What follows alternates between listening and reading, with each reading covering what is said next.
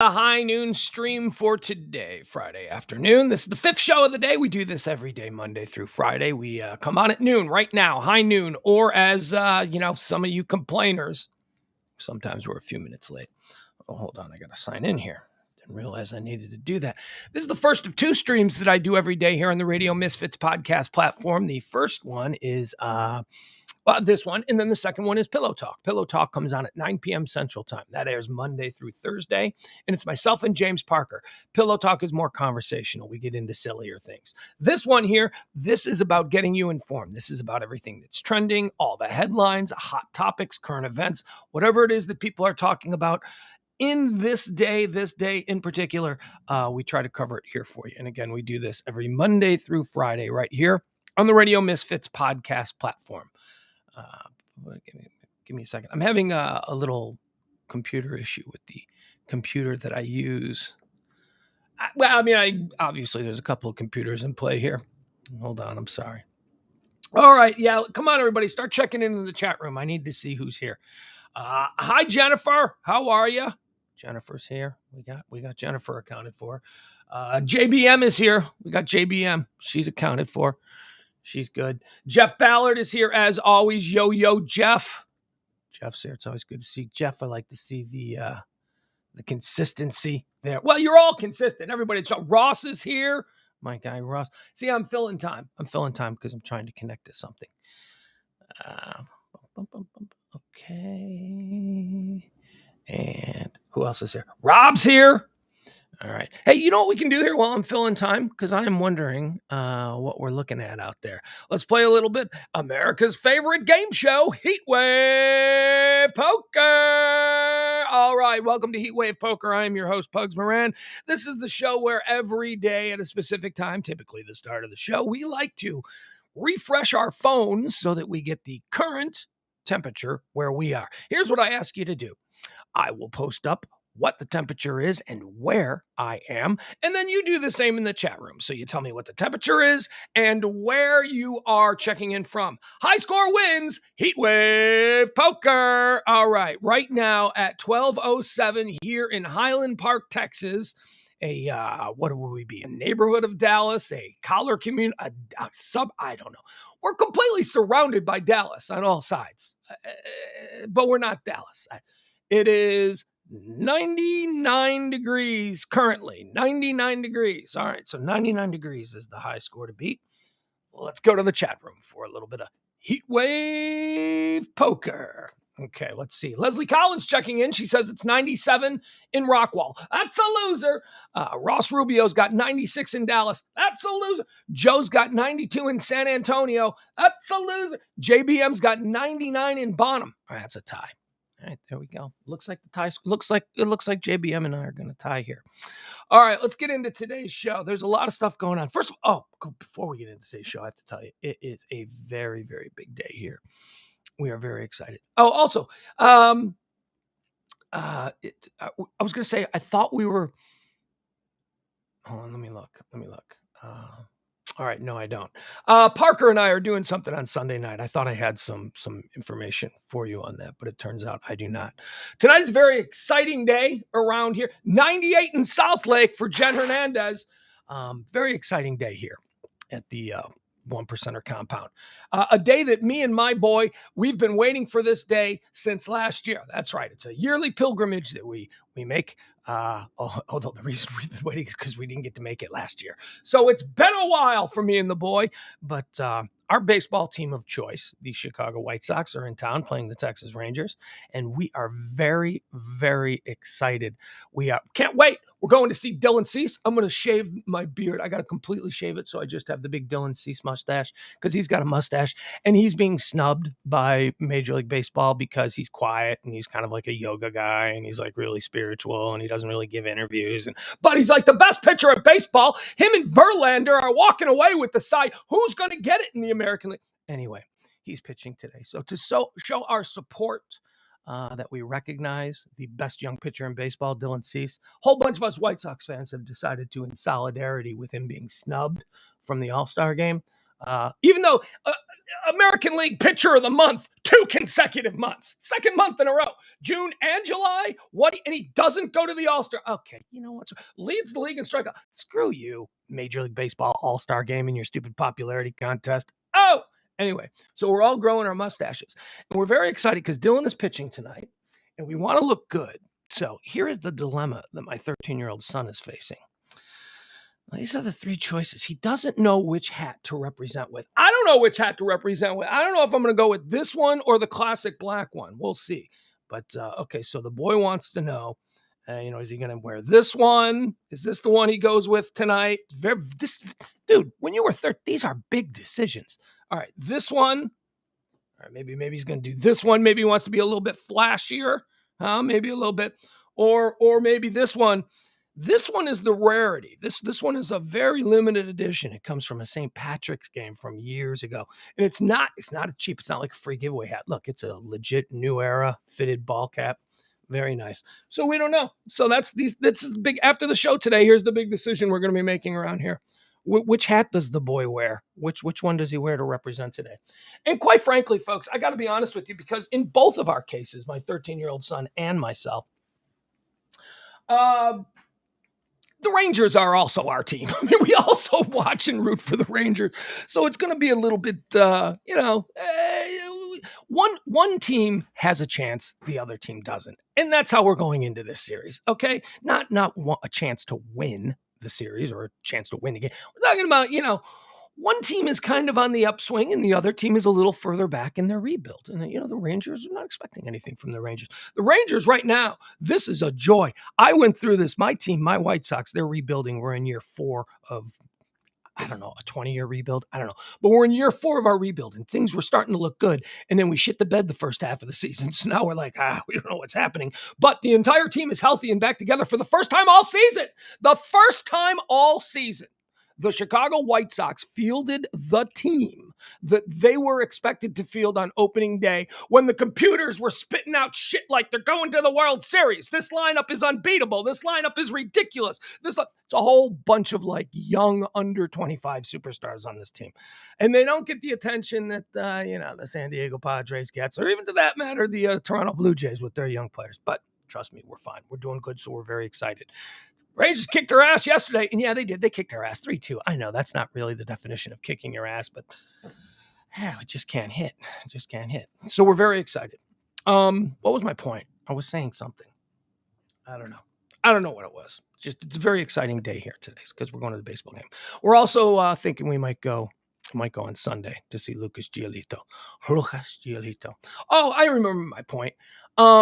When we were watching the game last night, we were totally okay with the Rangers winning that one. I mean, first of all, it was a typical White Sox loss. It was like, where are these bats? I thought every single one. I thought our lineup 1 through 8. I thought everybody was going to hit 300, get at least 100 RBIs, and hit over 20 home runs. What happened to this lineup? This offensive lineup has shit the bed. But they're back together. They're all playing. So we were thinking if we were going to lose a game, lose last night because I don't want to see my Rangers swept. That's humiliating. They were coming off a 3-game loss, and I happen to have watched all 3 of those losses, and it's just so I want there to be excitement surrounding the Rangers. So, but we got to win the next 3. Okay, that's it. We the first one Thursday night, that's fine. Johnny Cueto loses, fine, but we're trying. Oh, by the way, how about y'all's first time pick? Reagan? Is that who it was? Ragan? I don't know. Maybe I'm not saying it right. I was listening to the Sox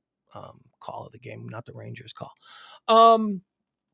Kid was great. It's okay. Okay, see? Another bright moment for our Rangers. All right, enough baseball talk because I know people don't like baseball.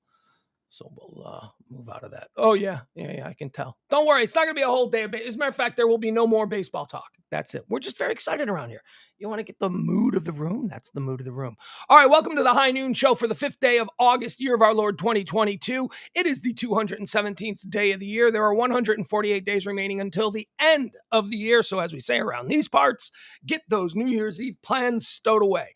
On this day in 1620, this is the first part of it. We like to go through history. We like to tell you everything that's cool about today. On this day in 1620, the Mayflower departs from Southampton, England, carrying would-be settlers on its first attempt. And what's this mean? Its first attempt to reach North America. It is forced to dock in Dartmouth when its companionship, the Speedwell, springs a leak. I don't know. Did it continue on? I don't know. I don't even know, when did the Pilgrims land? I saw this thing, 1620. And I'm like, is that the right year? Is that like Pilgrim years? What was Pilgrim's year? I hadn't been forced to think about when Pilgrim years were since probably grade school. And I was like, wait, no, it was like 1400s. And then a voice yelled out in my head, no, Columbus discovered America in 1492. That date I knew. So I was like, okay. So Columbus discovers America in 1492. When does the Mayflower come?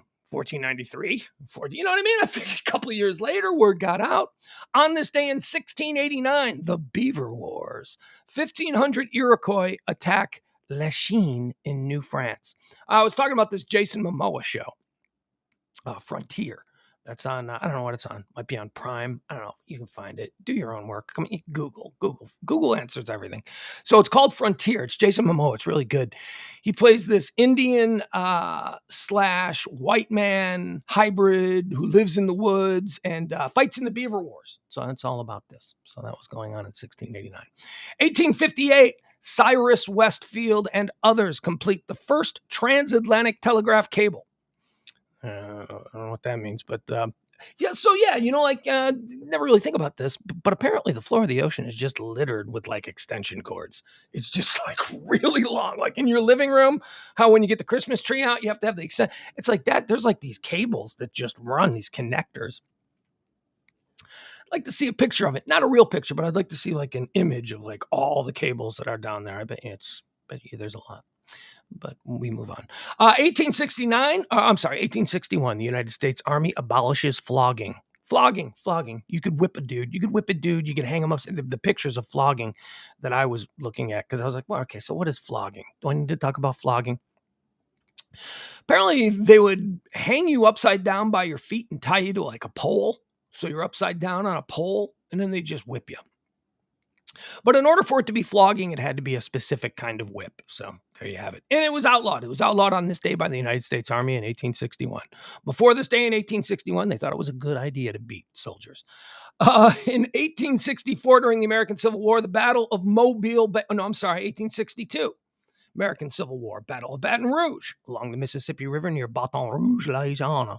Confederate troops attempt to take the city, but are driven back by fire from the larger Union gunboats. 1864, American Civil War. The Battle of Mobile Bay begins at Mobile Bay near Mobile, Alabama. Let's see here. Who won this? Does it say? I mean, I'm guessing I know who won because I know the outcome of the war.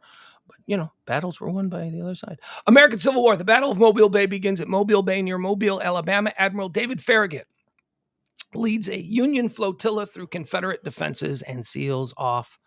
It's one of the last major Southern ports. Okay, there you go. Civil War. I don't know anything about the Civil War. I really don't. Like, if I got into a conversation about the Civil War and it turned out that the person, after a couple of sentences that he really knew the Civil War, I would have to get out of that conversation. I couldn't hang in it. Like I know about Grant. Like that's it. If I could stick on Grant, I'm really familiar with General Grant, but that's that's about it. I could talk about his campaign. I could talk about the Western campaign. I could talk about how he was basically put on deck for the bulk of the war because nobody trusted him because he was a driver. I could talk about all that stuff, but as far as like the individual battles, I don't really know. If Grant wasn't involved, I probably don't have any knowledge of it. All right, what else do we have here? Bertha Benz on this day in 1888. Bertha Benz. It's not a good name. Yesterday we were talking about Greta Gerwig, how Greta Gerwig is not a good name. Bertha Benz is not a good name either. But Bertha Benz is a big day in automotives. Bertha Benz drives from Mannheim to Pforzheim. I don't know how to pronounce that. Pforzheim. Pforzheim. She drives from Mannheim to Pforzheim and back in the first long-distance automobile trip. 65 miles. Basically 65 miles she went. Bertha drove her the contraption that her husband, Carl Benz, and her had worked on. Bertha Benz, people don't know. I saw a documentary years ago about Benz, Mercedes Benz, and Mercedes was the daughter. They named the car Mercedes after their daughter. The family was Benz. It was Carl Benz and Bertha Benz. And it wasn't like, your typical 1880s relationship. Bertha Benz was a baller.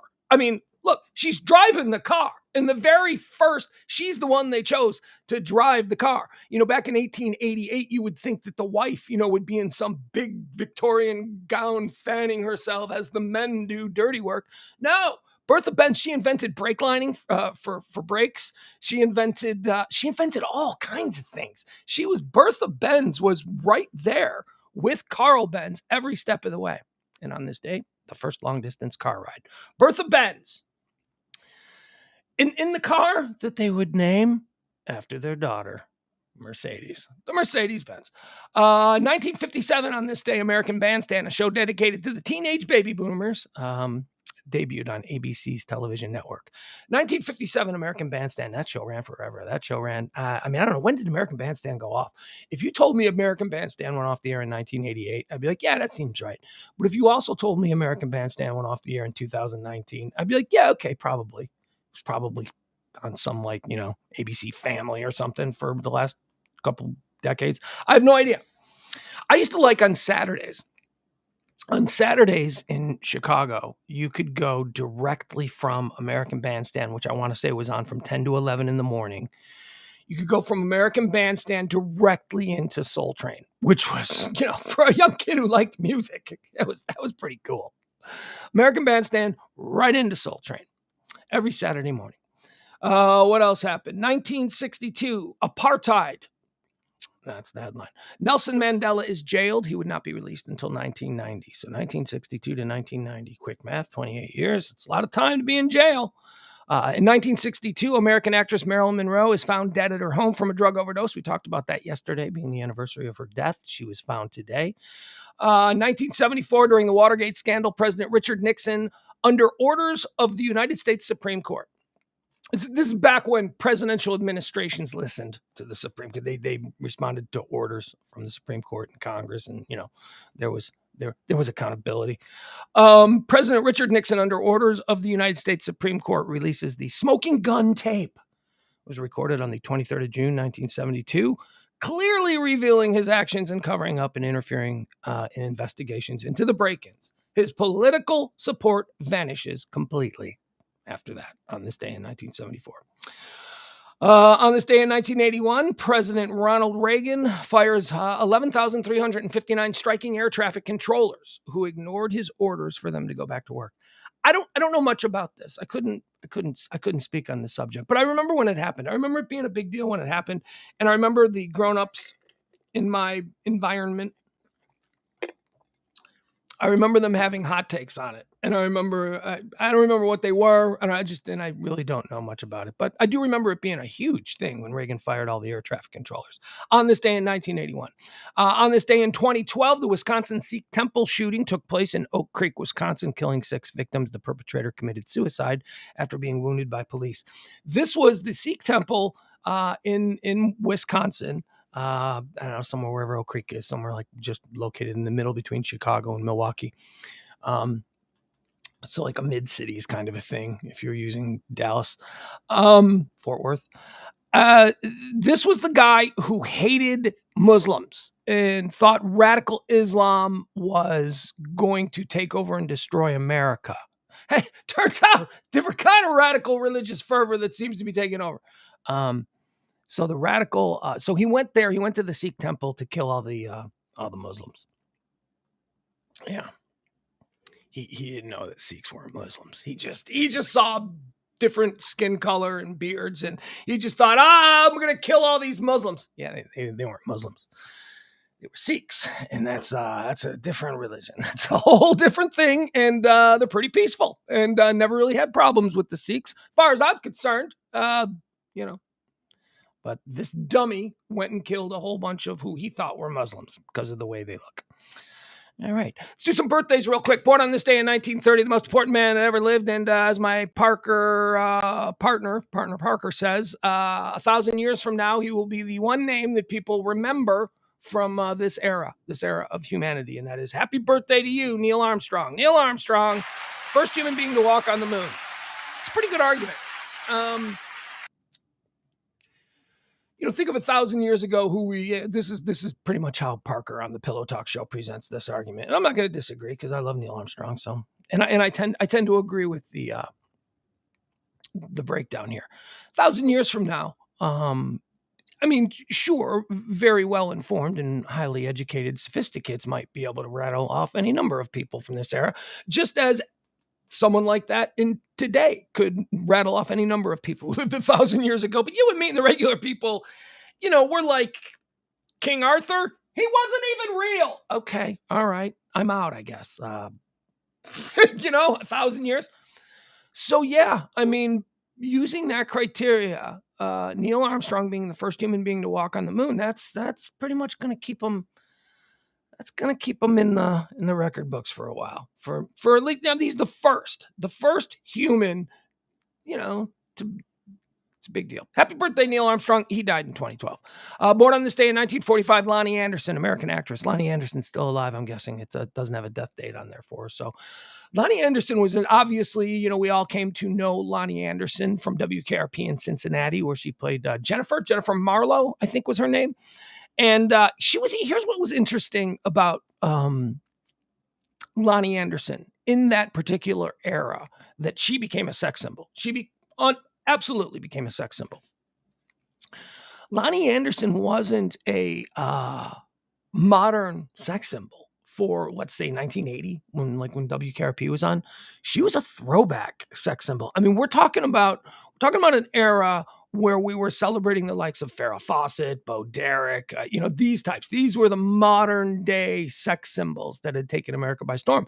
And both Farrah Fawcett and Bo Derek, their whole vibe, it was very earthy, and it was very, very, very influenced by the generation that they came from. If a very, very hippie, if I put it, there was like a hippiness to them.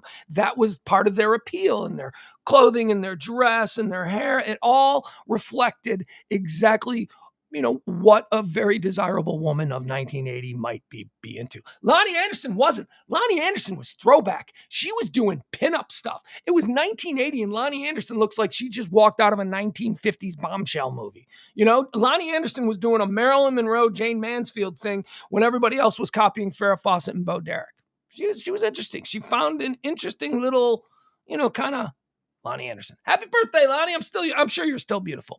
Born on this day in 1959, Pat Schmear. Pat Schmear, of course. I always freak out when I say Pat Schmear, Foo Fighters. What else was he in? God, he was in Hole, right? He filled in Nirvana for a period of time.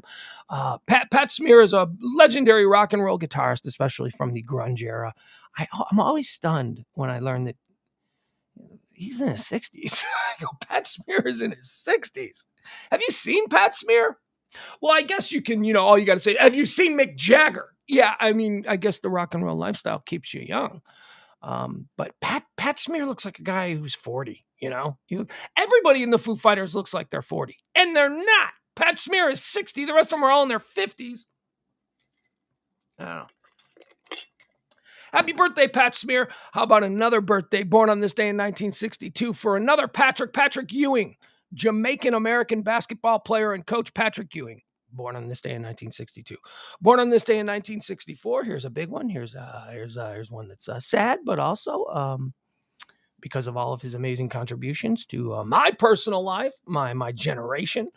You smile when you talk about the birthday of Adam Yauch, born on this day in 1964. King Ad Rock from the Beastie Boys died of cancer in 2012. King Ad Rock, born on this day in 1964. Adam Yauch of the Beastie Boys. 1982, born on this day. I included this name because she was trending recently, and I don't know why. It wasn't like that big of a deal, but I saw it and I was like, I remember her. Happy birthday, born on this day, 1982, Lolo Jones. You remember Lolo Jones, American hurdler? She was a big Olympic prospect. I don't know whatever happened to her, but the way they sold her story was that she was a virgin. she was a Lolo Jones is still a virgin. She was like 22, and it was like that was like a story that they leaked out. And she was also very attractive. She was very attractive. She was really cute. She's cute, adorable jockette college girl, right? The big deal. She's a virgin, Really? Why does that even come up? She's a hurdler. Why are we even talking about this? What is going on here? All right, let's talk about why do I know the sexual history of somebody who's just a hurdler on the Olympic team? Strange. What we want versus what we say we want. That was another topic that we had on the Pillow Talk show with Parker. These lies that we tell ourselves. I don't care about her sexual history. Yes, you do. Yes, you do. There's a part of you inside that cares, and you're going to listen. And when you hear the information, you're going to store that information. You're going to think about it, and then you're going to loudly pronounce, I don't care about such information, but you want to hear it. You want to hear it. I don't care for my political candidates fighting in a debate. Oh, yeah, you do. Oh, yeah, you do. You love it. You can't get enough of it. You're going to sit there and you're going to try and moral scoreboard me by pretending like you're a better person and that doesn't appeal to you. But it does, because we're all garbage. It is difficult to not be garbage. It is a struggle to be a good person. Left to our own devices, we are pieces of shit.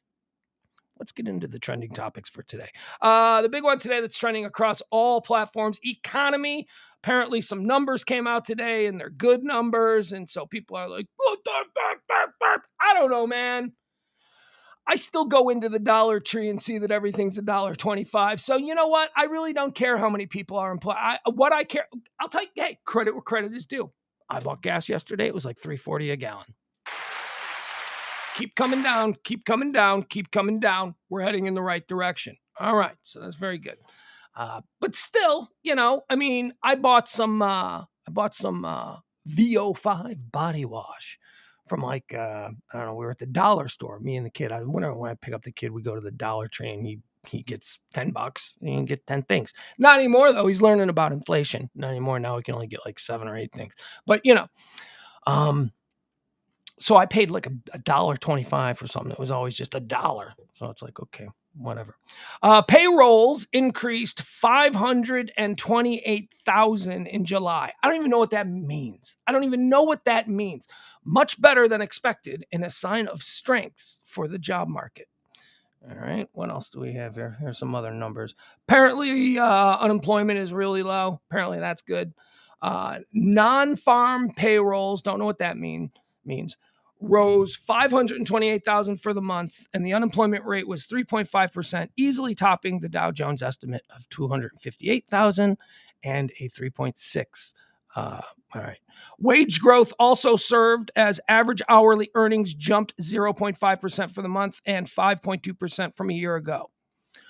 Okay, so if wages are jumping 5.2% in the last year, now let's compare that to what inflation has done to everyday products. As long as we can keep those two numbers, then we'll be fine with inflation. But I don't think we're keeping those two numbers in balance. I think inflation overall is way outpacing 5% to pay increases. Traders are now pricing in a higher likelihood of a 0.75 percentage point hike for the next Federal Reserve meeting in September. I don't know what this stuff means. That's why I don't like this stuff, but whatever. All right. Economy is trending. Some people are like, meh. But I know because of the country that we live in, the other half are like, bah!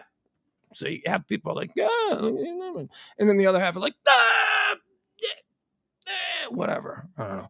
Monkeypox is trending. Monkeypox is trending because, what is it, a public health emergency now? That's what they're saying. They're like, hey, monkeypox is now. I thought it was just, okay. So, this is where we learn about like pandemic, epidemic, endemic, this kind of thing. I think they're saying that monkeypox is now an epidemic. Not a pandemic, but an epidemic.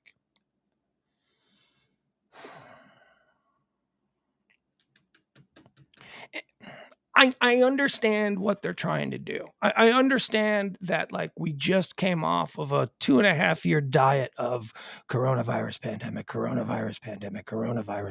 and now that's kind of gone.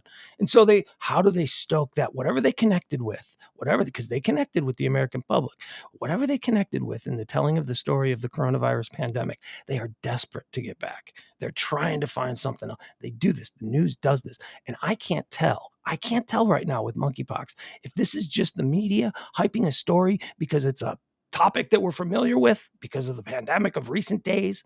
I don't know what this is. I don't know if I'm supposed to be afraid. I understand it to be a disease that is, or a sickness, an illness that is, primarily in the gay community. It's not a community that, I frequent. I have gay friends, but, I'm not worried about catching monkeypox from anybody because of risky sexual behaviors. Washington, the federal government declared a public health emergency Thursday to bolster the response to monkeypox. It's infected more than 7,100 Americans. The announcement will free up. Didn't 2 million die from the pandemic? See the numbers. The numbers just they're not moving me yet. We are prepared to take our response to the next level in addressing this virus, and we urge every American to take monkeypox seriously, said Xavier Becerra, head of the U.S. Department of Health and Human Services. The declaration by HHS comes as the Biden administration has faced criticism over monkeypox vaccine availability. There's a monkeypox vaccine. There's already a monkey, so we don't have to spend like a year, All right, I don't know. Monkeypox, do you have it? I hope not.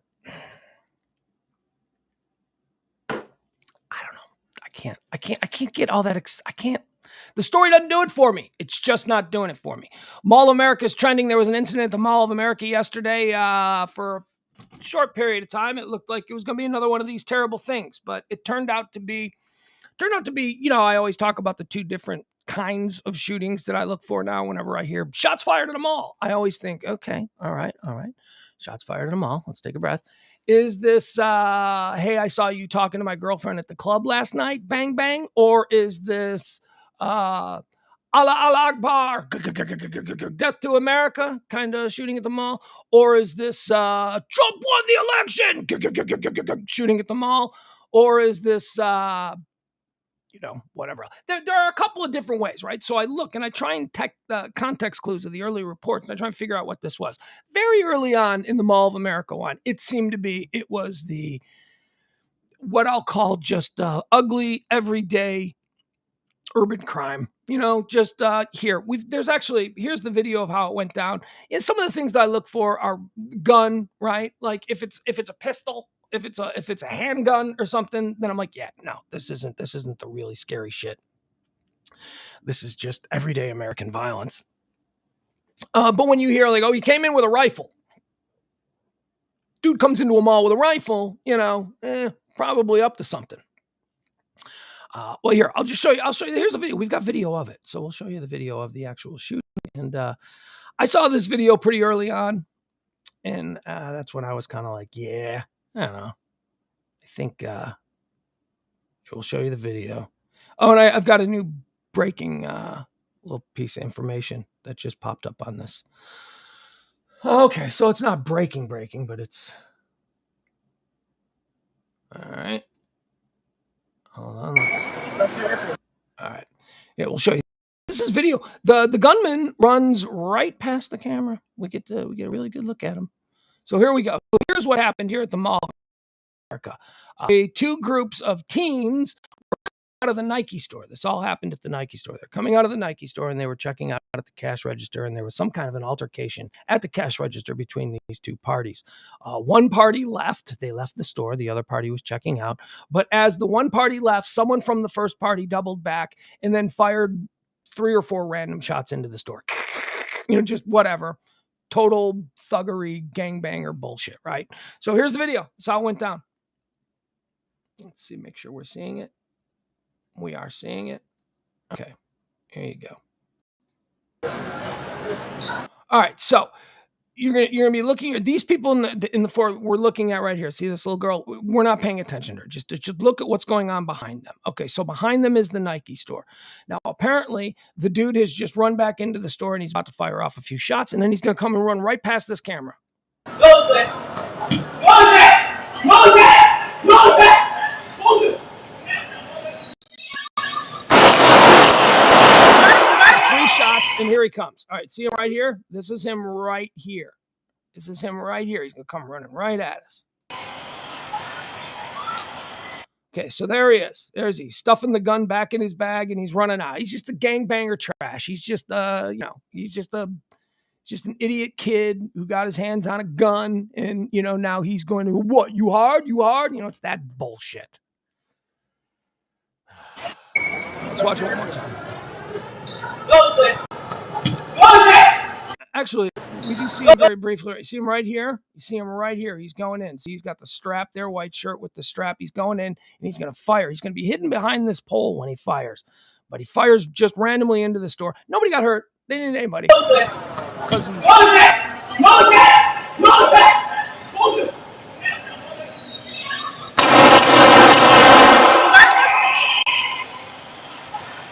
So I'm guessing all of these people were with him, right? Like this guy seems to... Who's this guy? He seems to...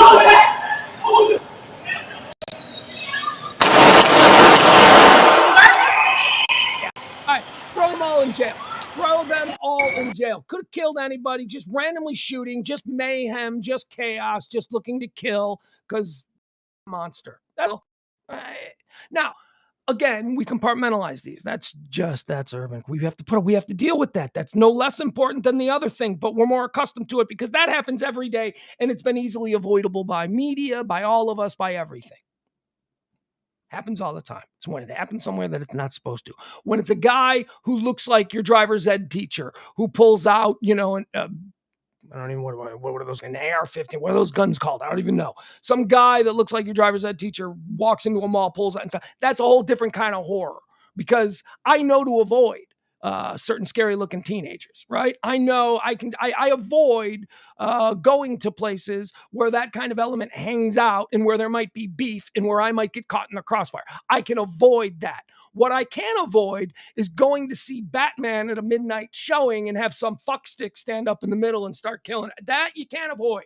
That's just the random horror. So I do compartmentalize both of these kinds of things in that sort of way. And the Mall of America pretty early on seemed like, okay, it wasn't the really, it's screwed up. Being honest, I do make a distinction between the two. They are both terrible crimes that are indicative of the culture and climate that we exist in. But one is just far more random, and that makes it horrifying. That makes it, dare I say, terrifying. Whereas, look, there's everyday violence. There's everyday violence. My father was murdered by a guy who shot him, okay?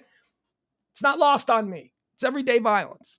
But I don't know. Just one is scarier than the other. All right, that's why Mall of America is trending. Oh no, I'm sorry. You know what? I got to give you the full story because here's the update on that. There are questions like, did they catch him? How did this happen? Because there was a manhunt for a while. Mall of America reopens Friday. Police seeking shooting suspects. Oh, I thought they caught him. I thought that was the update. Oh, so the update was that the mall opened. The Mall of America in Bloomington reopened Friday morning after a shooting incident sent the mall into lockdown Thursday evening. Bloomington Police Chief Booker Hodge said the incident started as a fistfight between two groups at the Nike store cash register around 4:15 p.m. One group left, but someone armed with a handgun, I already said all this, but someone armed with a handgun circled back to fire at least 3 shots into the store before running away. Law enforcement police placed Mall of America on lockdown. No injuries have been reported in the incident. They are still seeking the person. Okay. All right. Police said they are continuing to search for 2 young adults suspected. Well, the one for sure. We saw the one. All right, there you go. What else is trending? Okay.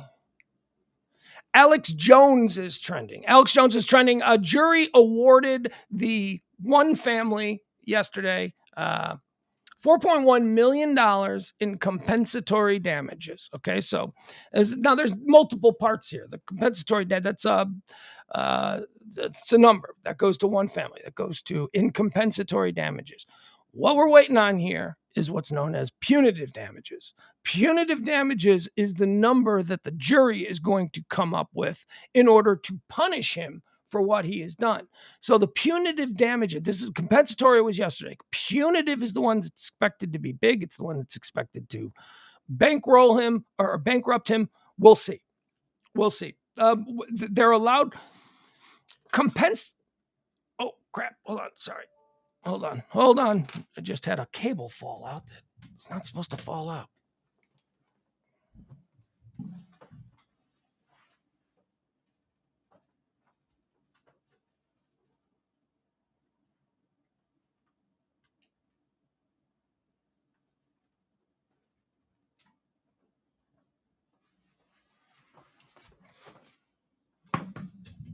Okay.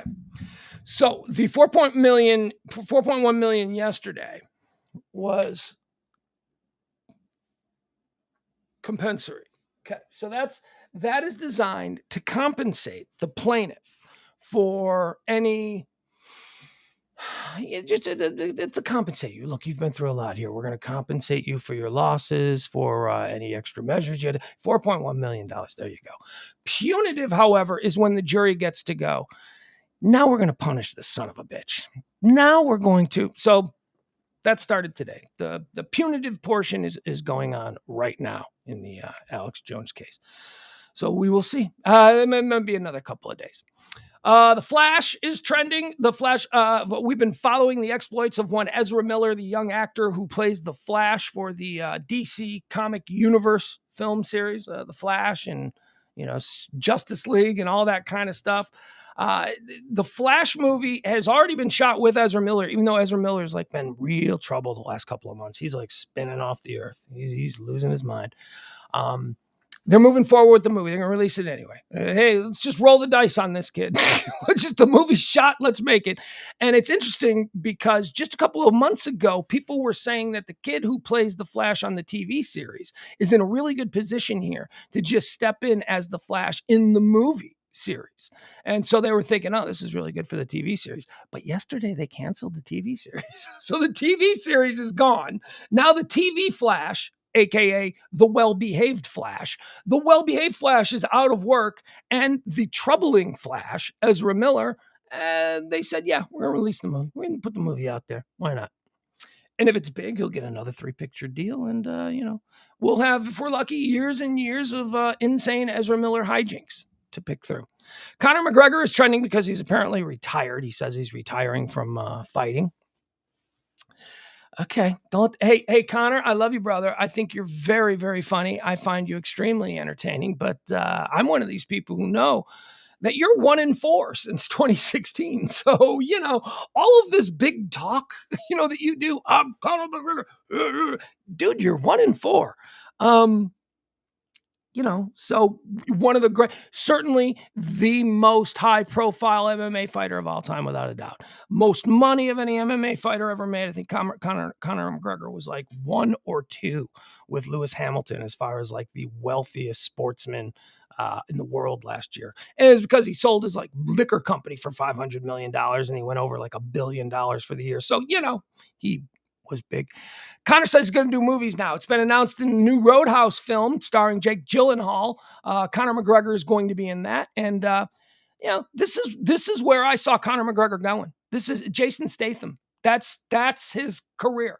That if Conor McGregor wants that, he can probably pursue that and he'll have opportunities to make it a thing. I don't know if he can pull it off. I think he can. I think he's about as charismatic as anybody in Hollywood. I think that, Conor McGregor is undeniably charismatic. He's also kind of an asshole, but he had an edge when he was fighting. So we'll see how, look, Conor McGregor can't ever do that. Might I direct your attention to Mike Tyson? Mike Tyson is beloved. He's a cuddle toy now. Mike Tyson 20 years ago was not a cuddle toy. He was the psycho getting a giant thing tattooed on his face and getting in trouble. Come on, nobody ever saw Mike Tyson of 2022 in 1999. Nobody did. As a matter of fact, I bet most of us would have imagined that Mike Tyson would be dead by now. So who knows? Conor McGregor says he's, excuse me, you know what? Conor McGregor. There we go. Conor McGregor stepping away from fighting. He'll fight again. Now he'll get there'll be a big deal, and he'll come back and he'll fight. but he says I'll tell you exactly what he said. Nope, that's not it. Okay. He said it's been easy. He said basically, Hollywood, here I come, see MMA. It's been easy. Okay, it's been easy. What do you mean it's been easy? You're 1-4 in the last 6 years. Easy. You're walking with a limp, son. We saw you compound fracture your leg in one of those fights. You're walking with a limp for the rest of your life, and you're telling me it's been easy? Again, Conor McGregor retiring from MMA. 1-4 since 2016. Says it's been easy. A couple of shows that are debuting. Sorry, let me get a drink here. If you want to watch the Netflix or the Hulus or the Primes or whatever it is, they're trending. Some big ones are trending. The Sandman. Okay, I guess this is a new thing on Netflix. Now, here's why I'm interested in The Sandman. It's getting terrific reviews. People are, but it's an adaptation of a Neil Gaiman graphic novel. Did you guys remember American Stars? Did you guys watch American Stars or American Gods on Stars? Yeah, it was on the Stars Network, but it was American Gods. And it's basically it's just good. You know what? It's so crazy. It's so cool. And this comes from the same guy, from the same Twisted Mind. So I'm interested in The Sandman. I don't know what I'm unfamiliar with the storyline, but it's getting crazy good reviews. Everybody's saying, okay, this new, is it a series? Hold on, let me pull it up here. Let me see if it's a series or a movie. I am not entirely sure.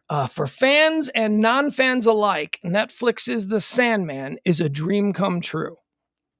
Okay, all right. First, to the many nervous fans of The Sandman among you, relax. They nailed it. Okay, that's good. It took forever and a slew of assorted aborted attempts, but the Netflix adaptation of the landmark comic book series just works. It succeeds as a faithful presentation of the look, feel, and story of the Lord of Dreams as presented in the comics, which was written by Neil Gaiman, with art by Sam Keith. Far more importantly, however, it succeeds as a work of adaptation. Where recent audiobook versions strictly adhere to every infinitesimal detail of the 1989 through 95 comic run, the Netflix series grips on the source text gratifyingly. Okay. Change. Anyway, it says, I don't know what it is. It looks good. Spooky, right? Is that what it is? The Sandman is the story of Morpheus, a.k.a. Dream. He's one of the endless, a handful of abstract concepts, dream, death, desire, despair, etc., that assume the anthropomorphic form of bickering siblings.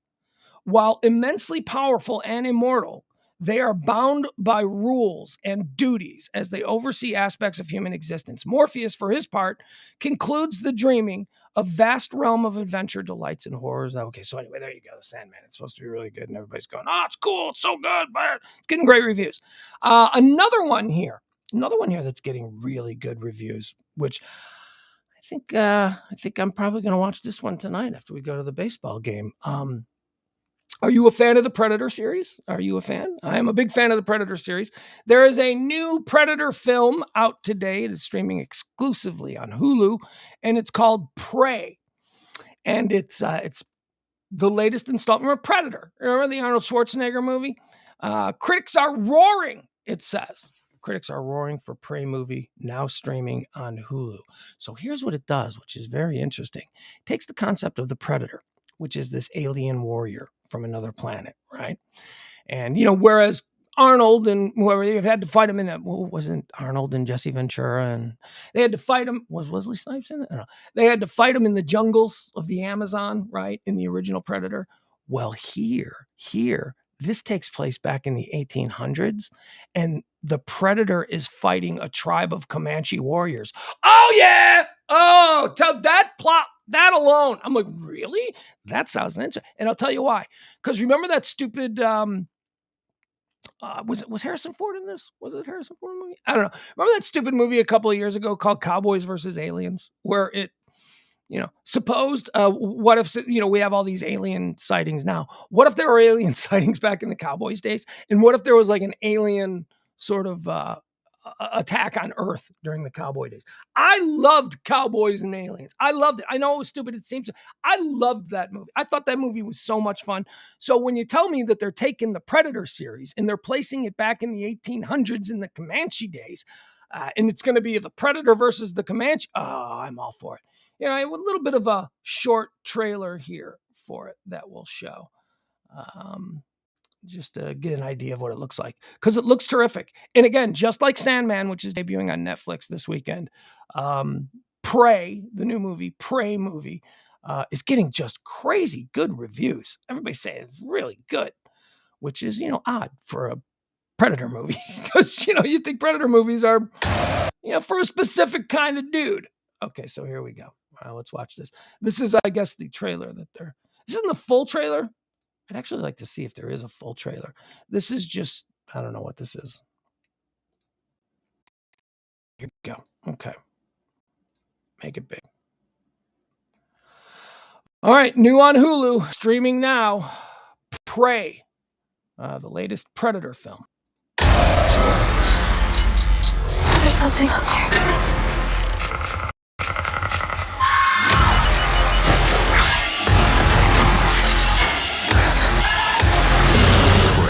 Now streaming only on Hulu. That's all you get. Should we watch it one more? Let's watch one more time. There's something up there. Incredible. Epic. Perfect. Brilliant. Excellent. It's the Predator franchise's long-awaited masterpiece. Prey, rated R. Now streaming only on Hulu. All right. I'm in. You guys in? That looks good. Tonight, like 11:30, laying in bed, me and the boy. That seems very doable. All right. Adam says, did you like that Danny McBride Predator? Never saw it. Gotta be honest with you. I think I only saw the first Predator. I think I only saw the first one. Liked it a lot. Didn't see a need to see the, wasn't there like a Predator versus Alien? I think I saw that. I think that was kind of cool. I think I saw that one. I don't know. Yeah, I didn't see the one with Danny McBride. Should I? I guess that would be my next question to Adam. Should I? Are you suggesting I do? I don't know. Jeanette McCurdy is trending today. Jeanette McCurdy, she was like, was it Disney Channel or Nickelodeon? I don't know. I don't know what the difference is. Jeanette McCurdy, she was on a show called iCarly, and I guess to a generation she's really famous, but I wouldn't recognize her if she came over to borrow a cup of sugar. Wouldn't know who she was. Although looking at pictures of her, I would be like, oh, who's the hot neighbor? Because she's an attractive woman.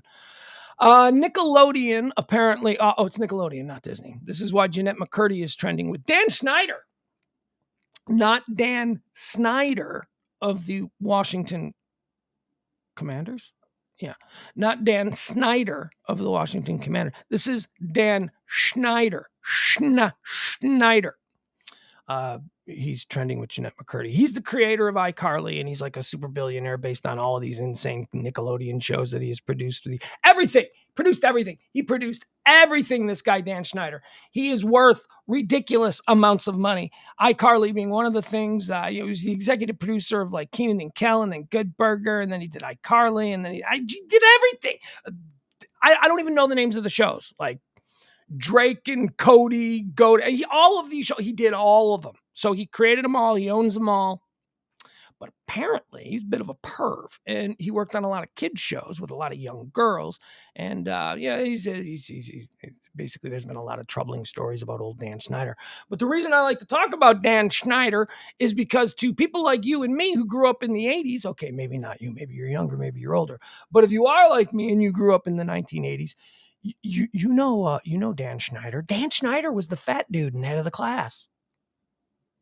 Remember Head of the Class? Remember the show that gave us Robin Givens and Howard Hessman? It's kind of like Welcome Back, Kotter. In fact, it was just like Welcome Back, Kotter, just 10 years later. Head of the Class. Remember the big fat guy? I think it was Arvid and Arvid. They were like the nerds in the class. Anyway, Dan Schneider, the big fat guy, he did Head of the Class, and then he went on and produced all of this stuff. So the reason Jeanette McCurdy is trending is because she's got a new memoir out where she talks all about all the creepy stuff that Dan Schneider did. Nickelodeon apparently offered Jeanette McCurdy $300,000 if it agreed to never speak publicly about her experiences at the network. She refused. All of this and more, according to her new memoir. Okay, so Jeanette McCurdy, iCarly, has a new memoir out where she talks about what a creeper Dan Schneider was, to the point that Nickelodeon severed ties with him a couple of years ago. Nickelodeon will no longer produce any of his stuff, which is, he's probably like, whatever. Have you seen my bank account? For iCarly alone made me $100 million, and I did like 50 other shows for you guys. I mean, so anyway, it's now being revealed that Nickelodeon was so concerned about the behaviors of Dan Schneider that they offered a young Jeanette McCurdy $300,000 to just never say anything about it. And she said, nope, not going to do that. Nebraska is trending. Nebraska is trending for a very strange reason, a disturbing reason. This little sleepy small town in northwestern Nebraska that has 1,000 people in it had this crazy killing spree yesterday. And I don't know. It's not really making any news. Are they looking for the person still or whatever? So here's what happened. So a little small town, 1,000 people. The fire department gets a call that there's a house on fire. They go to the house. The house is on fire. While they're putting out the fire, they find some dead bodies in the house. They're like, okay, these people weren't killed in the fire. These people were killed, and then the house was set on fire. And while they're putting that fire out, they get another call. Remember now, this is just like a town of 1,000 people. They get another call. Another house a couple blocks away is in flames. So now they got to go rush over there. So they rush over to the second house in this small little sleepy Nebraska town, and it's engulfed in flames, and they go inside and they find 3 more bodies. And they're like, whoa, wait a second. What the hell? There's never been a murder in this town ever in its history. And then I guess 4, I think, is that what it is? Is it 4? The tiny town of Laurel, Nebraska was rocked Thursday afternoon by the mysterious deaths of 4 people found in 2 burning homes. All 4 bodies were discovered with gunshot wounds, the Nebraska State Patrol confirmed in a press release Friday. The agency said Laurel resident Jason Jones, 42, has been arrested. Okay, so he's been arrested in connection with the killings, but no motive has been released. Reports of an explosion at the first home came around 3 a.m. Said earlier afternoon. See? They don't have any editors. They don't have anybody doing spell checks. They got nothing. Reports of an explosion at the first home came around 3 a.m., said Colonel John A. Boldick of the Nebraska State Patrol. The first responders rushed to the scene and found one person, 53-year-old Michelle Ebling, dead inside the home. While the city volunteer fire department and police were at the scene, a second explosion and fire occurred a short distance away. It's crazy. Anyway, so they got the guy. We don't know. Boldick said on Thursday that a potential suspect may have fled the scene. Okay, but they got him now. Authorities say Jones was... Ultimately, state troopers arrested Jones after a SWAT team raided his home and found him in his bedroom, suffering from severe burns. So he burned himself in the fire. Womp, womp. It's bad enough when you're nursing burns and you have all the creature comforts of your home. You're nursing burns and you're going to be in lockup. Good luck, dude. Doug Furlick posted on Facebook that he heard an explosion around 3 a.m. Thursday and looked outside. There he saw a small billowing of smoke from a home a few blocks away. All right, there you go, Nebraska. Crazy. Somebody went crazy in a small town, did something that never happened there before. Killed a bunch of people. Cracker Barrel is trending. This is such a silly reason. Okay. So Cracker Barrel is trending because apparently they introduced a vegetarian-friendly meal option. Oh, God. They just added something to the menu that you're never going to order. You are never going to order it. Somebody might. Cracker Barrel is a big company. They have these board meetings, and they have dudes with numbers and computers and slide rules and all kinds of things. And they say, you know what? It would be cost effective if we added some vegan choices. That's all. That's all he did. That's all he did. They just went, you know what? Maybe we'll sell 1 or 2 plates a day, but whatever. We have determined that it is cost effective and in the best interest of our company moving forward that we just offer that. Oh, people can't handle that. Oh, fuck, God, dude. People are like, Cracker Barrel's gone woke. Oh, shut up, dude. This doesn't affect you at all. What kind of outrage junk? You're never going to order this. This doesn't affect you at all. If you enjoy going to Cracker Barrel, and who doesn't? Cracker Barrel has delicious food. Their pot roast is unbelievably good. If you enjoy going to Cracker Barrel, that they've added something to the menu shouldn't affect you ever going back, especially if it's something you're never going to order. You know what they have? They have all kinds of kids' meals. You know what I never order or look at? The kids' menu. I don't. Because I don't eat a kids' menu. This is people, seriously, this turned into a big thing. It's going on 2 days now, where Cracker Barrel is like, what the fuck? What is wrong with you? Cracker Barrel, vegan. Oh, stop. Dude, there is far more important. You're a dumb person. You are a dumb person. If you heard that story and felt like you needed to take a Tums, you're a dumb person, because that is such an insignificant development that they added something to the menu that you are never going to eat anyway. Woke. Shut the fuck up. There are vegans out there, and Cracker Barrel would like to sell them a meal when they're on a road trip, because it's the only time that you go to a Cracker Barrel. Well, I don't know. Is that an elitist point of view that the only time you go to a Cracker Barrel is when you're driving cross country? Because it's the only time I've ever been to a Cracker Barrel, and I find them delicious. So maybe the family is doing a summer trip, and they stop at the Cracker Barrel, and 19-year-old college sophomore daughter, she's found a new way of living, and she doesn't want to eat there. Now there's something for her to eat. Now sis can shut up, and she can get a vegan hot dog or whatever the hell. I don't even know what the hell it is they're offering. But God, the fact that this has caused outrage among people. I mean, dumb people for sure, but dumb people are so loud. And they are relentless. Cracker Barrel. Pornhub is trending. Here's a little something. Pornhub is trending. There was a very big deal that went down today. Visa and MasterCard. Oh, don't forget about the MasterCard. Visa and MasterCard will no longer process any ads for Pornhub or Pornhub's parent company, MindGeek. Now, MindGeek is in trouble. MindGeek is the parent company of Pornhub. MindGeek is in trouble because they're in court right now. Apparently, there was some underage stuff and somebody, whatever. It's like it's a very gross and a very sick kind of deal going on. MindGeek, the parent company of Pornhub, they weren't diligent enough years past about making sure that everything that is on their site is legal, and so they've made great strides. It's but apparently there was a girl who was 17. And she said she was 18 and her video was on there. So this is a very big deal. It's a very serious thing too, because the exploitation of children has never been easier. Since the online tube porno thing, where porn is everywhere. Porn is everywhere. And I'm telling you, that's why I find it so meh. I think it's because there's nothing exotic about it. It's just like, nah. What? Who cares?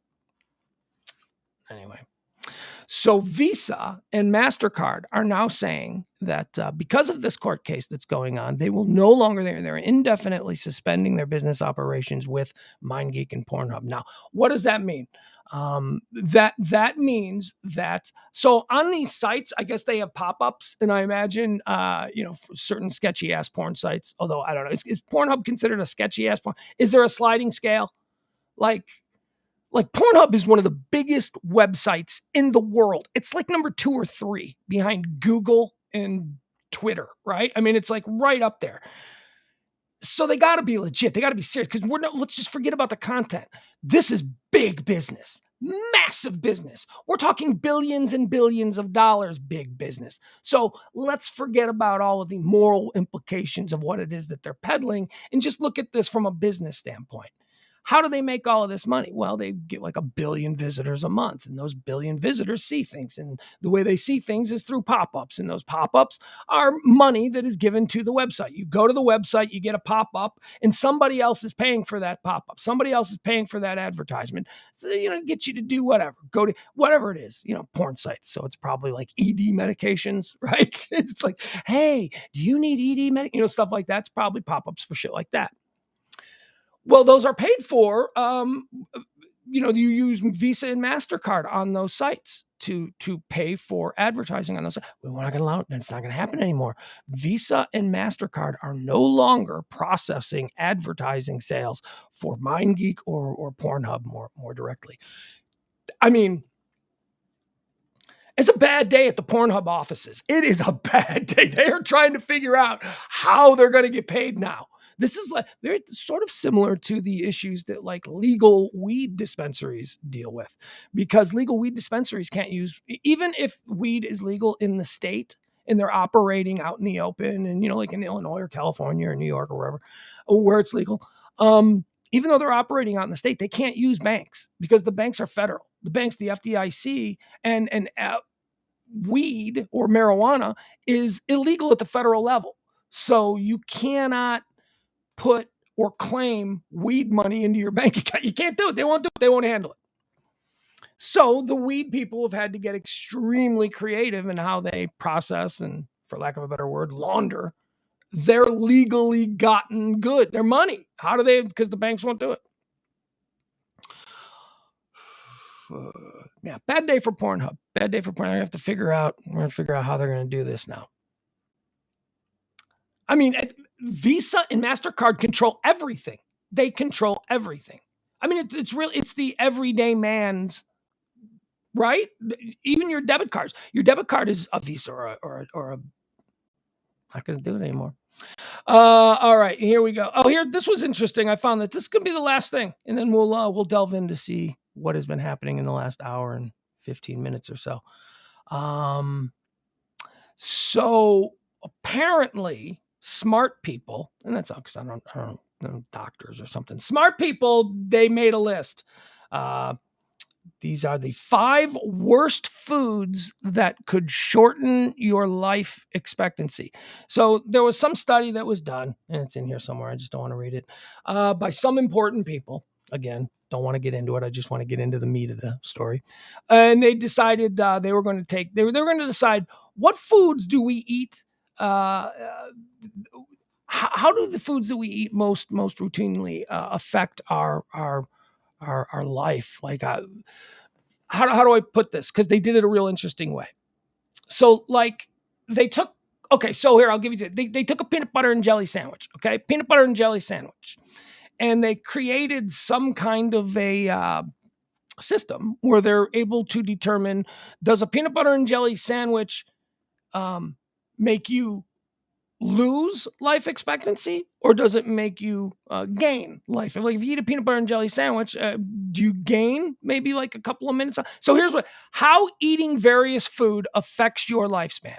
Peanut butter and jelly sandwich, okay? A peanut butter and jelly sandwich will increase your lifespan by 33.1 minutes.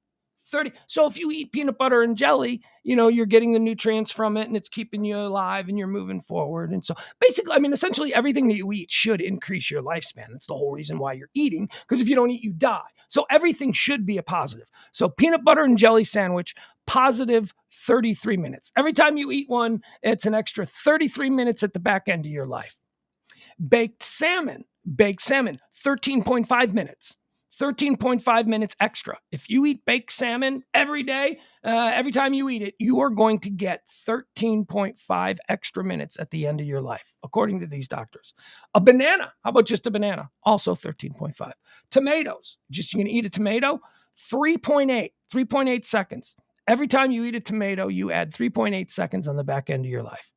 Avocado, 2.8 seconds every time you eat an avocado. Isn't that interesting? An avocado is 2.8, but a peanut butter and jelly sandwich is 33.1. So just go ahead, eat the peanut butter and jelly sandwich. I mean, you might be fat, but you're going to live an extra, 30 minutes. I don't know. All right, so now let's get into some fun stuff, okay? So we did avocado 2.8, French fries. How about French fries? Ooh, boy, now we're getting into some negative stuff, right? French fries, that can't be good. Nope, wrong.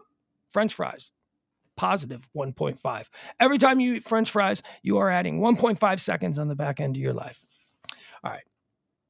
Cheddar cheese. How about a big chunk of cheddar cheese? You want a big chunk of cheddar cheese? That's got to be bad for you, right? Yeah, it is. Cheddar cheese, now we're on the other side. Cheddar cheese, minus 1.4 seconds. Every time you eat cheddar cheese, you are losing, you're cheating your life 1.4 seconds. Bacon. Whoa, who doesn't love bacon? I think bacon is like the most I love bacon. Everybody loves bacon. We get it. Bacon's good. Greatest thing ever? Get out of here. Have you never had prime rib? Really? Bacon? Bacon is the best meat. Okay, dude, you've never had prime rib. You've never had Wagyu. You've never had really good meat. There are like 50 meats that are better than bacon. But yes, bacon is also good. Bacon is good. Bacon's the greatest thing. Oh, shut up. Shut up. Bacon is fine. Bacon is good. Oftentimes, people don't know how to make bacon. I have probably, for me personally, here's my problem with bacon. I'm at about a 50-50 clip. It's a coin flip whether or not the bacon I get is going to be the way I like it. It's because when bacon is, I like bacon almost burnt. I like it like crispy and crunchy. I like it to fall apart. You give me like here's some nice middle bacon. I don't want no middle bacon. I don't want no rubbery bacon. All right, so if you eat bacon, it's 6.4 seconds. You lose 6.4 seconds on the back end of your life with bacon. 6.4. How about pizza? Pizza, you lose 7.8 seconds. 7.8 seconds you lose at the end of your life. You would live an extra 7.8 seconds if you didn't have that piece of pizza you had today for lunch. Double cheeseburger. Double cheeseburger will have you in the negative 8.8 seconds. 8.8 seconds with the double cheeseburger. How about a soft drink? Non-diet. So this is like regular if you just drink a regular. And who drinks regular soft? Who's still, I don't get this. I don't understand it. Who was still drinking regular Coke when Coke Zero was around? Who was still drinking regular Dr. Pepper when Dr. Pepper Zero was around? Who was doing that? I think, who's doing it? People who never drink soda. So I drink soda a lot. So probably like a 2-liter bottle every day and a half, a lot, I've constantly just got a glass of ice filled with something. Sometimes it's water. Right now, this is Dr. Pepper Zero. So I guess I have to, because I drink it so much that maybe it's probably best for me that it's not. But I just don't. Every time I get a regular, like full metal Coke, regular fully leaded Coke, every time I take a sip of it, I'm like, whoa, my God, it's like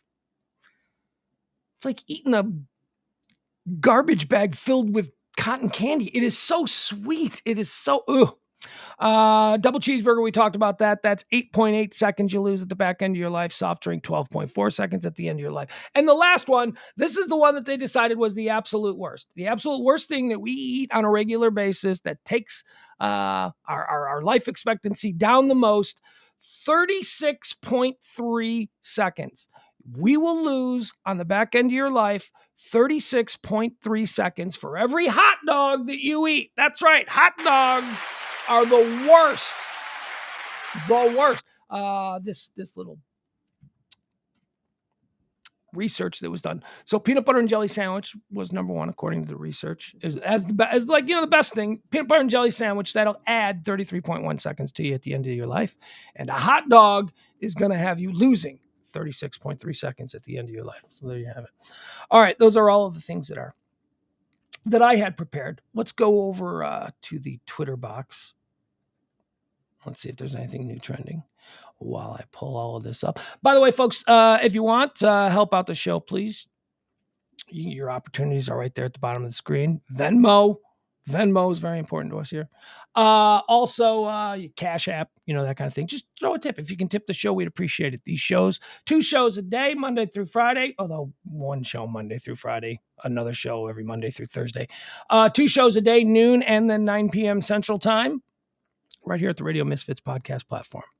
So, as we say, no advertisers, no nothing like that. We exist entirely based on your kindness. So if you want to support the show, we sure could help it.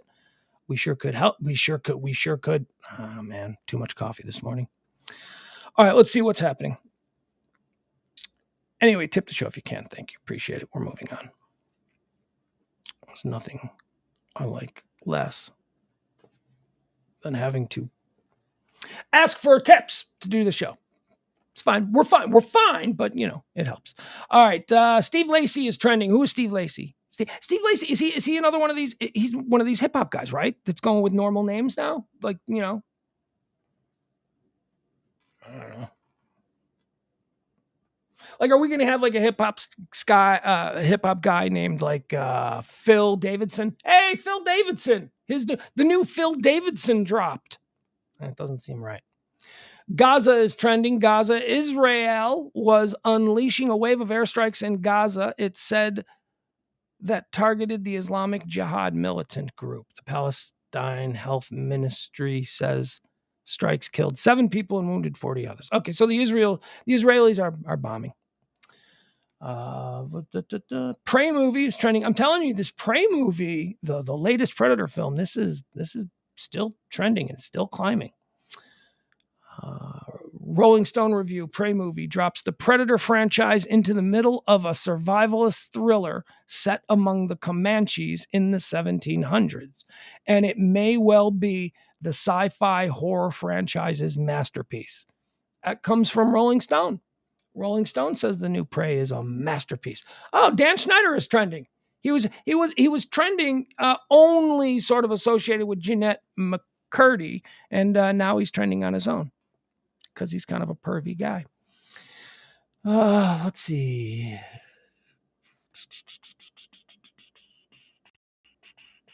Mike James. Who's Mike James? In the last year, Steph Curry willed the Warriors to an NBA title. Western. I don't care.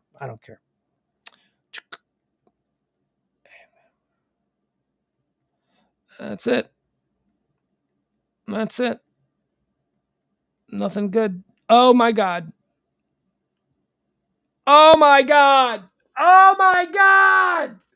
Huge news. Oh, you know what? Screw this. I don't care. I don't give a shit. It's huge news, but you guys don't care because you guys aren't F1 fans. But there's a big breaking news story happening right now in the world of F1, and I don't like it. It makes me very upset. For me and like the other 2 guys who are here, okay, we break this. We'll talk about this smart. So Danny Rick is trending right now. Danny Rick is colloquial for Daniel Ricciardo, who is a Formula One driver. He drives for McLaren. He is probably the most high-profile driver. I mean, he's not the most accomplished, but he is one of the most popular and the most beloved because of the way he was portrayed in the Netflix Formula One series, F1 Drive to Survive, which is so good. Daniel Ricciardo is my favorite driver. I mean, I like Lewis Hamilton. I like a couple of guys. I'm all of a sudden I'm starting to become kind of a fan of why can't I think of his name? The other kid, the other kid who drives for Mercedes, George. Anyway, it doesn't matter. McLaren have told Daniel Ricciardo that they intend to replace him with Oscar Piastri next season. A source has it confirmed to ESPN. It's a very, very interesting big story in the world of F1 because he is such a high-profile driver. He is a driver that is eyeballs. That's the thing. You want your drivers to be popular because you want people paying attention to your driver driving your car. So that's like a big thing to be a popular driver. And Daniel Ricciardo is very popular, but he's had a terrible season. He has been on 3 teams in 3 years. Not because he sucks. Like first, he started out with Red Bull, and Red Bull tried to re-sign him, but he jumped and he took a much bigger deal with another team. Who was it? I'm not even sure who it was that he jumped to, but he jumped to somebody else for a couple of years, and they were a lesser team than what he was with Red Bull. When he was with Red Bull, he was finishing. He was on the podium. He was winning races when he was with Red Bull. But he took a cash grab and he left Red Bull and he went to a lesser team and spent 2 years and made a big paycheck, but wasn't competitive. And then he finally got out of that deal and he went to McLaren thinking, hey, I'm going to be competitive now. And he's been at McLaren now for, I think, a year, maybe a year or two. And now McLaren is saying, yeah, you know what? We're moving on from Daniel Ricciardo. So, wow. No, I know none of you care about it. That's okay. I'm just basically talking to myself. As soon as I sign off here, I'm going to go into the other room and me and my kid are going to have a long conversation about the future of Daniel Ricciardo and where we think he might end up. I have no idea where he's going to end up. I have no idea. Okay, let's see what else. What is KKK Kyle? What is KK Kyle? That's trending here. Let's see what this is. I find it so funny that Kyle and this is a Big Brother thing. I can't do Big Brother.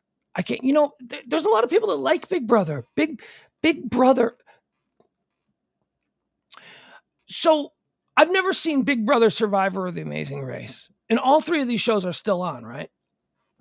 Never seen an episode of any of those shows, but I know people who I respect and have a high regard for their opinions, who love Big Brother. And I'm like, what, really? And they're like, no, it's different. It's a different kind of, it is not what, I'm like, okay, all right. I've never tried to watch it, but that is the show that will not die. Big Brother is the show that will not die.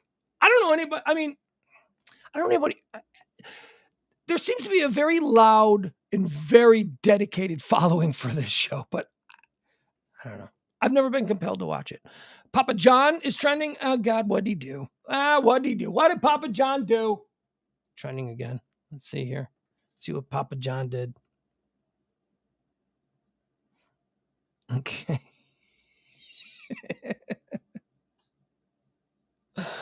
Breaking. Disgraced Papa John's founder says his pizza was only good because of his conservative values. Come on, man. So Papa John says his pizza was only good because of his conservative values. I don't give a shit about the back end of that statement. I want to just start from jump. Your pizza sucks, dude. What are you talking about? Your Papa John's pizza is only good because... Shut up. Your pizza's terrible. Who are you talking to when you say this? Are you talking to people who live in like the middle of Mississippi where like there's no pizza restaurants for 500 miles in any directions except for the Papa John's? What the... Only good. Your pizza's terrible. Papa John's is like high school cafeteria pizza. It's ridiculous. Okay. It's funny though. It's funny that he's a troublemaker. I appreciate that. There is a degree of troublemaking, a degree of public trolling that the old Papa John, I can't think of his name, but the old Papa John guy participates in, that I find just fascinating. I love it. I love people who are just... James Parker's like just a troublemaker to be a troublemaker. He'll say something and he doesn't even really believe it. He'll just say it because he gets sick. He gets drunk, really, off of the reaction from people to his shocking statements. Yeah, there's nothing else. All right, guys, I think we're going to call it. I think we're going to be done for the day.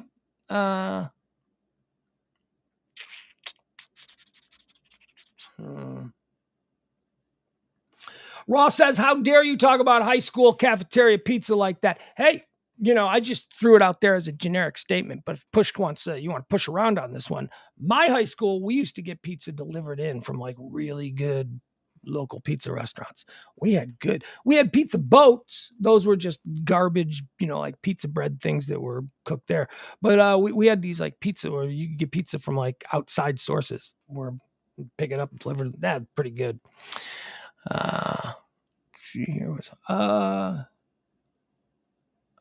Adam says, can I talk about my sensory deprivation float?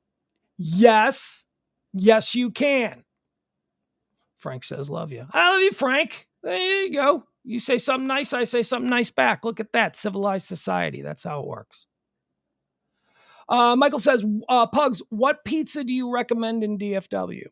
My favorite pizza, the absolute best pizza here in DFW is Louis. Louis is, but my criteria for pizza is that I like a style of pizza that is known as tavern pizza, which means it's a very thin crust and it's a very crunchy crust. It's there is a strength to the crust because even though it's thin, even though it's very thin, it's almost paper thin crust that's crunchy and crispy, almost like a cracker when you bite into it. I like a sweet sauce as opposed to the more savory or in some places a spicier sauce. I like a sweet pizza sauce. And after that, we're pretty much good. If you can get a good sauce and a good crust, and you don't have like really shitty ingredients, like really bad. Like for instance, I won't get sausage at any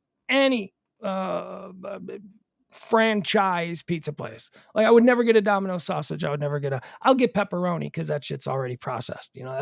But like the crumbles, the sausage, it's just terrible. So I would say, yeah, man, I like Louis. Louis, I don't even know what it's called. Louis Tavern, Louis, whatever it is. Louis in Dallas. That's the absolute by far best pizza. That would be really good pizza in the neighborhood where I grew up in. In my neighborhood I grew up in was like, there's a lot of pizza places. The way there's taco places everywhere here, there are pizza mom and pop run individual pizza places everywhere. So Louis is good. But my I don't have a problem with Little Caesars anymore. I know. I had only first time I ever had Little Caesars was probably 6 months ago. And I gotta be honest with you, since all of the pizza options around here are destined to disappoint me ultimately. That's the way I look at it. Like, it doesn't matter. No, you gotta get mango pizza. I'm like, nah, whatever. They're all gonna depress me a little bit. So I've just settled into accepting thin crust from Little Caesars because it's really thin. They do a really good job with keeping the thin crust really paper thin. And they cut it the way I like it. They cut it checkerboard style when you get the thin crust. So that's just I don't like New York style cuts. I don't like the big giant triangle that people fold over because when you do see that kind of crust, New York style crust is not crunchy. New York style crust is designed to absorb all of the grease, so it's like doughy. I like it crunchy. I don't like a whole lot of grease on my pizza. New York style pizza is all about the grease. It's disgusting. So Louis, that's it. Louis is the only pizza place here in town in Dallas that I can, and it's going back 20 years now. I've known this for 20 years. For 20 years that I've been here since 2001. Well, I left for a little period of time. But, from the first time I came here, it was always Louis. It was like, okay, this place, they know what they're doing. This place is really good. That's it. I got nothing else. Let's see what's happening in the... I don't know. There's no such thing as Louis Plano. There is one Louis. There are not any other pizza place that is calling itself Louis is not related to the Louis, which is like on Knox Henderson. It's like Knox Henderson and like Ross, somewhere over there. That's the one. Well, here, I'll tell you exactly where it is. Got Google. It's like, gee, I wish there was a way for me to find out exactly where Louis.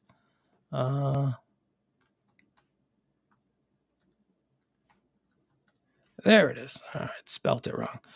The address, the Louis Pizza is located at 1839 North Henderson Avenue in Dallas. That's what it is, 1839. It's very good. I like it.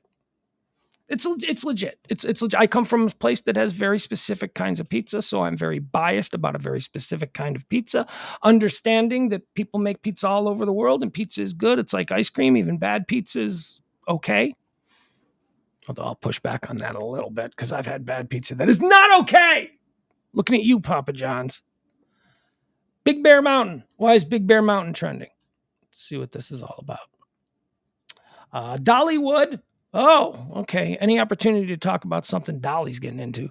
Dollywood announces Big Bear Mountain multi-launch coaster for 2023.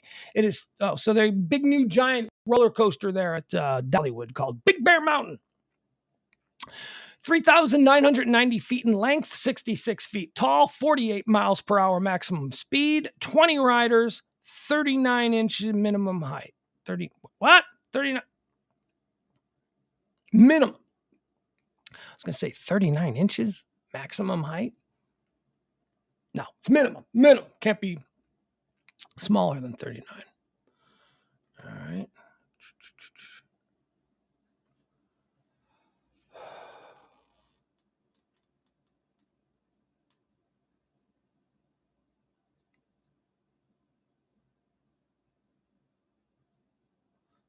I don't know. I'm reading a conversation going on between Michael and Adam. See if there's any room for me to jump in. I don't think there is. All right, that's going to do it, guys. You guys have a great weekend. I want you to have some fun this weekend. I want you to, it's the end of summer. It's not the complete end of summer. I mean, we still got, right? Is it Labor Day? Labor Day or is it Memorial Day? Which one comes first? Memorial Day first, then 4th of July, then the end of summer, Labor Day. When is Labor Day?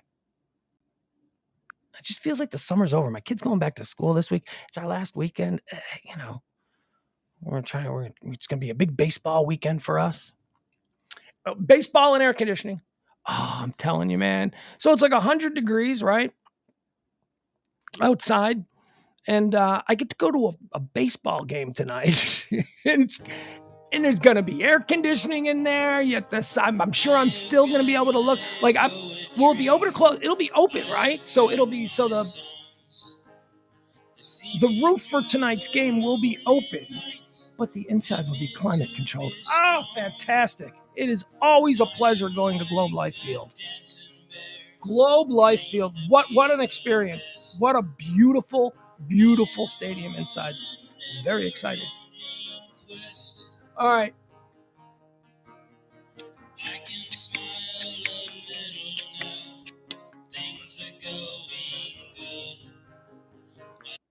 Wait a second. So we're a full month away from Labor Day? I guess I didn't realize that kids are back in school for a period of time before Labor Day comes in.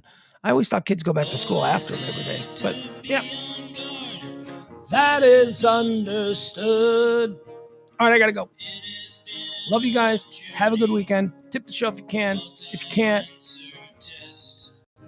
I still appreciate you. I still appreciate you giving me this opportunity to do it every day. Twice a day, noon and then at 9. So thank you. And when I can't do it anymore, but you are allowing me to have this joy. And thank you. All right. And nothing else. I'm stretching. Right now, I'm just verbal diarrhea. I'm just talking.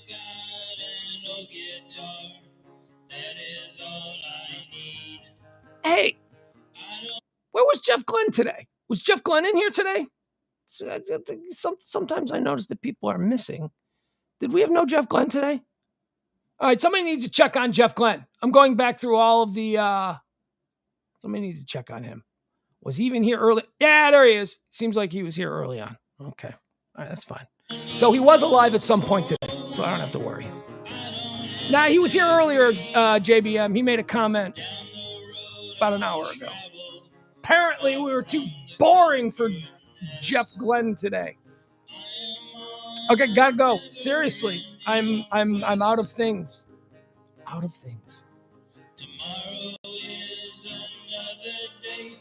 The best is yet to come. The best yet to come. I have found a different way, so baffling to some. I can smile a little now.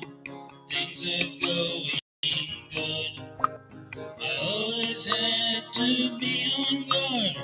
That is understood. It's understood. Down the road I'll travel, far from the comfort nest. I am on a never-ending quest. He is on a never-ending. I am on a never-ending quest. We are on a never-ending quest.